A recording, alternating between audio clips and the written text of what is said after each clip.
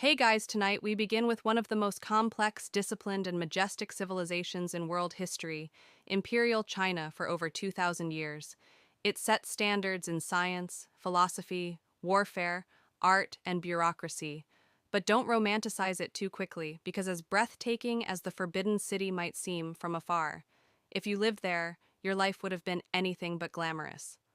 So before you get comfortable, take a moment to like the video and subscribe, but only if you genuinely enjoy what I do here, and let me know in the comments. The life of Empress Wu Zhao, Wu Zetian, where you're tuning in from, and what time it is for you.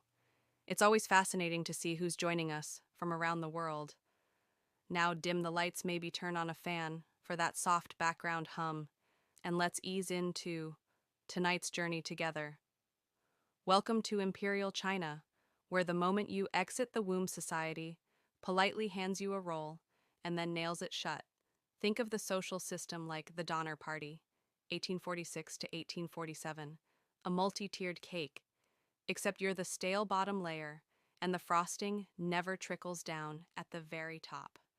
The Emperor, also known as the Son of Heaven, which is a lovely title until you realize heaven doesn't take complaints. He rules by the mandate of heaven, meaning as long as the crops grow and rebellions stay quiet, his divine status remains unchallenged if things go wrong. Well, the engineering of ancient roads, guess heaven changed its mind time for a new dynasty beneath him.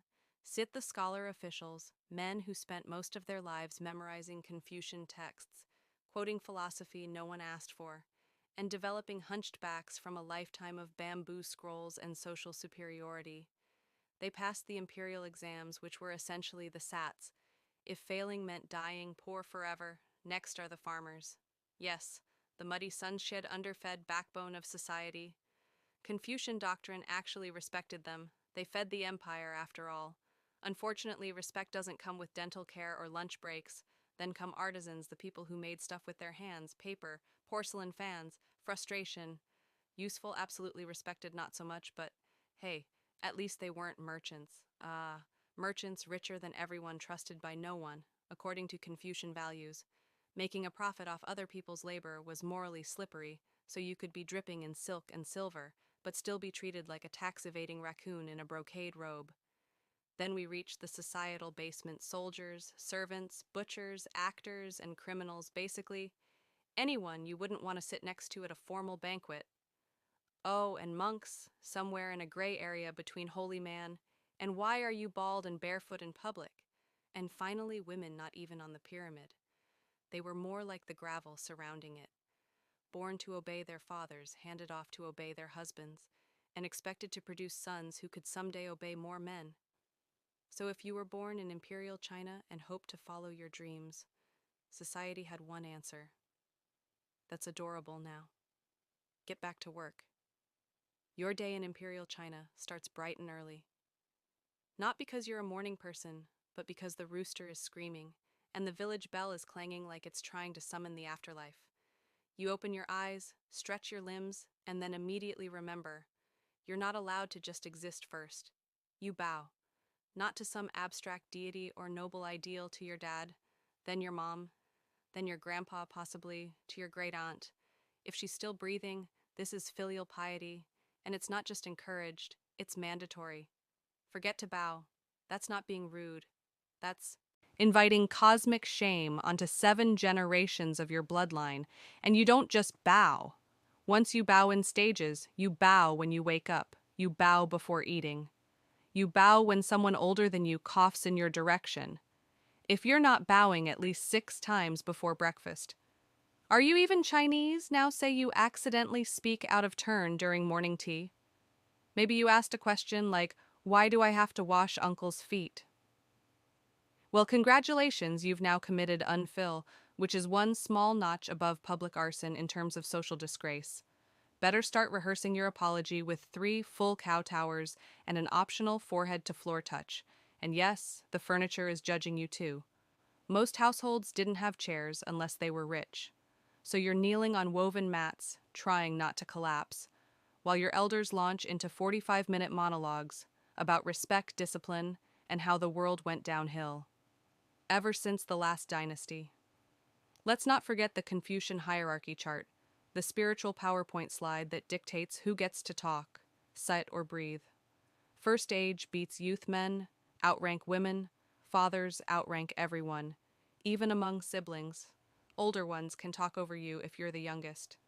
Just nod, smile, and hope you're not blamed for something. Someone else did. There is no good morning in Imperial China. There is only a series of respectful rituals and a quiet prayer that today you won't accidentally offend someone and get disowned. You've bow approximately 47 times before 7 a.m. Congratulations, you've survived the opening ceremony of the day. Now it's time for breakfast, the most important meal of the day to remind you that life is suffering. So what's on the menu? Let's see a steaming bowl of rice, garl also known as congee, which is a generous way of saying hot. Wet nothing. It's made by boiling rice in water until the rice gives up and becomes soup. If you're lucky, it has a little salt. If you're really lucky, a stray sliver of pickled vegetable floats by like a rare koi. If your family is on the poorer end of the spectrum, and let's face it, you are that bowl of congee is about as exciting as your social prospects. You eat it quietly, respectfully, and under the silent judgment of at least one grandparent who remembers when even GRL was a luxury meat. Don't even ask. That's for festivals, weddings, and imperial officials who haven't visited a rice paddy since the Han Dynasty eggs are possible. But they're usually preserved in salt or ash until they resemble fossilized sadness. If someone brings out pork belly, you immediately check for visiting relatives or divine intervention. Tea is served, of course, not for relaxation, but because plain water is suspect. Tea at least has been boiled and thus statistically less likely to kill you. You sip it slowly, even though your stomach is still wondering when the meal actually started. Meanwhile, you eat in silence. Meals are not for chatter. You don't discuss dreams, goals, or how you cried last night, thinking about the imperial exam you eat, facing the ancestral shrine, silently thankful for your ancestors, even if they left you a thatched roof, chronic anemia, and impossible family expectations. The bowls are rough, ceramic. The spoons are made of wood. There is no napkin. You wipe your mouth with your sleeve if it's clean enough and get ready to start working off the meal you barely consumed. And as you rise, your father nods. Once eat quickly. Heaven favors the diligent, which roughly translates to, get back to work. We've got dynasties to maintain. You've finished your bowl of existential porridge, and now it's time to get dressed. Not to impress, but to not get fined, flogged, or mistaken for a social class above your station. Because in Imperial China, what you wear isn't about self-expression, it's about survival. Let's start with fabric hierarchy. Are you a farmer? Hemp coarse, itchy, scratchy hemp, the medieval equivalent of wearing a potato sack, dipped in disappointment. Are you a noble, silk, glorious, shimmering silk that flows like poetry and whispers? Tax the peasants more. And guess what? If you're caught wearing the wrong fabric, you're not just unfashionable, you're committing a crime. Clothing wasn't just a matter of comfort, it was law. The government had detailed regulations on sleeve width. Hat shape, belt ornaments, and even color yellow, for instance, was reserved exclusively for the emperor. Wear yellow as a commoner. And you're not starting a fashion trend, you're starting your own execution. Let's talk footwear, cloth shoes. For peasants, embroidered silk slippers. For the elite, practicality. Optional comfort unlikely. You didn't dress for the weather. You dressed for the dynasty. And now the feet. Shape belt ornaments. And even color yellow, for instance, was reserved 926, exclusively for the emperor. Wear yellow as a commoner. And you're not starting a fashion trend. You're starting your own 933 execution. Let's talk footwear, cloth shoes for peasants, embroidered silk. 939 slippers for the elite, practicality, optional comfort. Unlikely. 946. You didn't dress for the weather, you dressed for the dynasty. And now the feet. 953. Specifically foot binding, the aesthetic equivalent of turning your toes into a curled up secret. If you were a highborn 1001 girl, your feet were broken, folded under and bound tightly from the age of 5'10". 07. Why? Because tiny deformed feet called lotus feet were considered beautiful. A 1014 woman's worth was literally measured by how effectively she could hobble across a room without falling. It wasn't just 1020. Painful, it was permanent foot binding. Crippled generations of women turning 1026, walking into an act of art and agony. But don't worry, at least you got to wear embroidered shoes no one ever saw because walking far wasn't really an option anymore. Even men didn't escape wardrobe misery. Bureaucrats wore heavy layered robes year round, even in summer, because status always outranked sweat. Some outfits even had winged hat flaps designed to keep officials from whispering to each other during court. So, yes, imperial Chinese fashion was elegant, symbolic, and deeply political, but it also chafed, pinched, overheated, or outright shattered your bones. Beauty is pain, they say, but here pain was mandatory, and beauty was a government approved dress code. You're now properly dressed in your socially acceptable potato fiber tunic. Great time to head out and earn your daily calories, assuming the land weather and taxes allow it. Let's be honest, in Imperial China, work wasn't a calling, it was a never ending endurance test designed by Confucius and enforced by people who've never touched a shovel in their lives. If you're a farmer, and statistically you are, you'll spend your entire life bent over a rice paddy, not in a poetic, cinematic way. No, this is literal backbreaking labor. You wake up before the sun plant seed hings knee deep in muck, swat away mosquitoes, the size of small birds, and pray the landlord doesn't increase your grain tax again this year.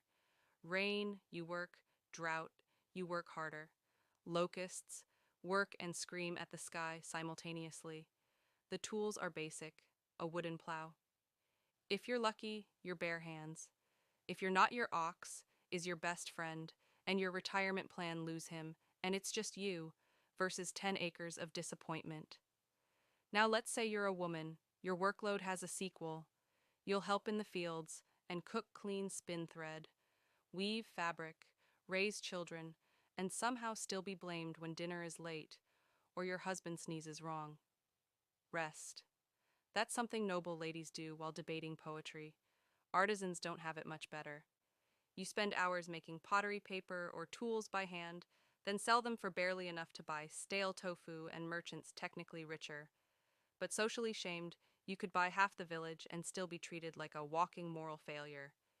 Then there's core of labor, government mandated service one day. The emperor may need a new road canal or tomb. Guess who's helping build it for free? With a smile and no shoes.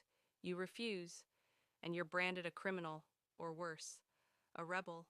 And at the end of it all, you trudge home covered in dirt to a bowl of thin porridge and the quiet satisfaction of not dying today. Imperial China. Work doesn't set you free, it just keeps you too tired to rebel.